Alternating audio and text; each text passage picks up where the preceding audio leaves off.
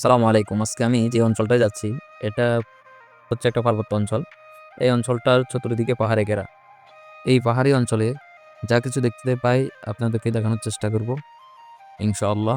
অবশেষে আমরা এই অঞ্চলে চলে এসেছি। এই যে রোডটা দেখছেন, এটা পাহাড়ের উপর দিয়ে যাচ্ছে।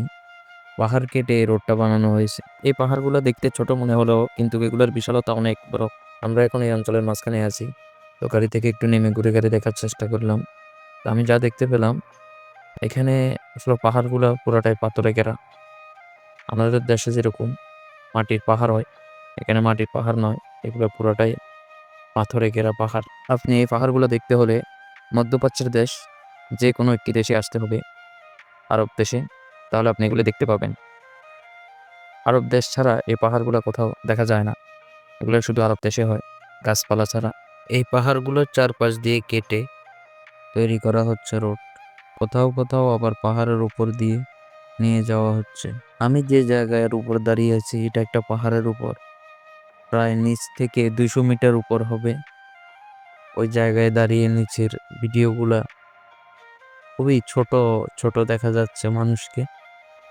আমার সামনে যে পাহাড়টা দেখা যাচ্ছে, এটা পুরাটা একটা পাথরের পাহাড়। এটার বিশালতা অনেক, আর এই দিক দিয়ে ভিউটা অনেক সুন্দর দেখা যাচ্ছে।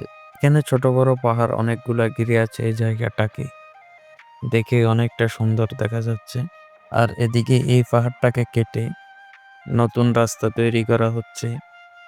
এই পাহাড়টার বিশালতা অনেক। এই রাস্তাগুলো তৈরি করা হচ্ছে মূলত, এখানে বিভিন্ন দেশ থেকে মানুষ ঘোরার জন্য আসে, টুরিস্টে। তারা যেন উপর থেকে দেখে উপভোগ করতে পারে এই জায়গাগুলোকে, এই জন্য মূলত বানানো হচ্ছে। আর যখন এই পাহাড়গুলোর উপরে আবরণ নেমে আসে, তখন এগুলোকে দেখতে আরো খুবই সুন্দর লাগে। তো আজকে এখানেই শেষ করলাম। সবাই সুস্থ থাকবেন, ভালো থাকবেন। আসসালামু আলাইকুম রহমতুল্লাহি।